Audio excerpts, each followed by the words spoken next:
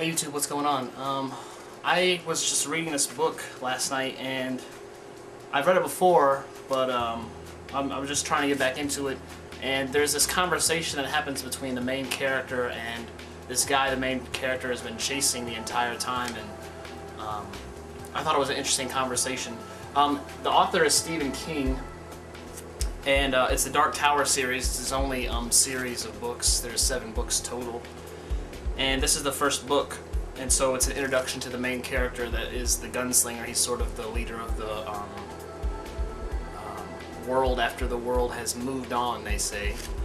And he's been chasing after this guy called the Man in Black, and also this place called the Dark Tower. So I thought that I would read this part of the conversation because I thought that it was very interesting because it's philosophical and talks about questions that have been unanswered by man. So we'll see if you think it's as interesting as I do.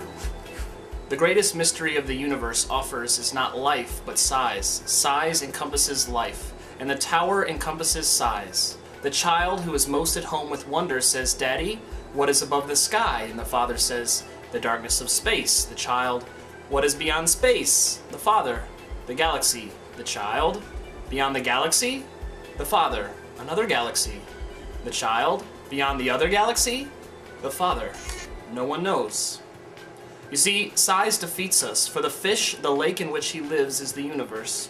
What does the fish think when he is jerked up by the mouth through the silver limits of existence and into a new universe where the air drowns him and the light is blue madness, where huge bipeds with no gills stuff it into a suffocating box and cover it with wet weeds to die? Or one might make the tip of a pencil and magnify it. One reaches the point where a stunning realization strikes home. The pencil tip is not solid, it is composed of atoms which whirl and revolve like a trillion demon planets. What seems solid to us is actually only a loose net held together by gravity. Viewed at their actual size, the distances between these atoms might become leagues, gulfs, eons. The atoms themselves are composed of nuclei and revolving protons and electrons. One may step down further to subatomic particles, and then to what? Tachyons? Nothing? Of course not. Everything in the universe denies nothing. To suggest an ending is the one absurdity. If you fell outward to the limit of the universe, would you find a board fence and signs reading "dead end"? No. You might find something hard and rounded as the chick must see the egg from the inside. And if you should peck through that shell or find a door, what great and torrential light might shine through your opening at the end of space? Might you look through and discover our entire universe is but part of one atom on a blade of grass? Might you be forced to think that by burning a twig you incinerate an eternity of eternities? That existence rises not to one infinite, but to an infinity of them?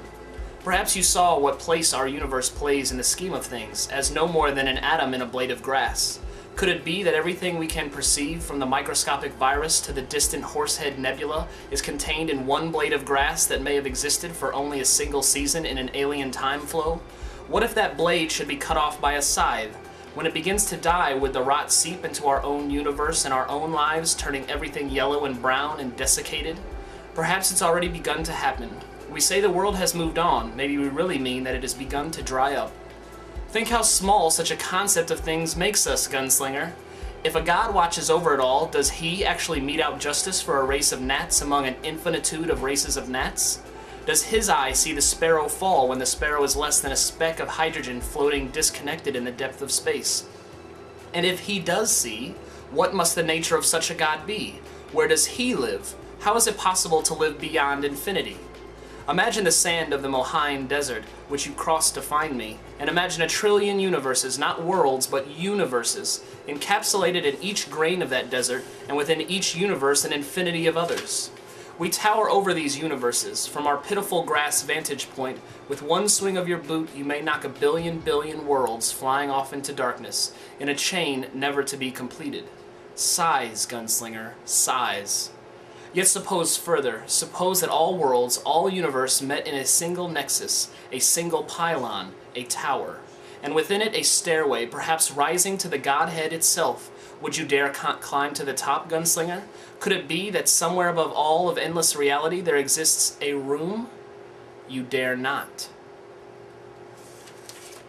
So there's the piece that I thought was interesting, and the conversation goes on a little bit like that too. So if you're interested in that thing, that sort of thing, feel free to go out and check out the first book. It's called The Gunslinger by Stephen King. I hope you enjoyed Story Time with Smola.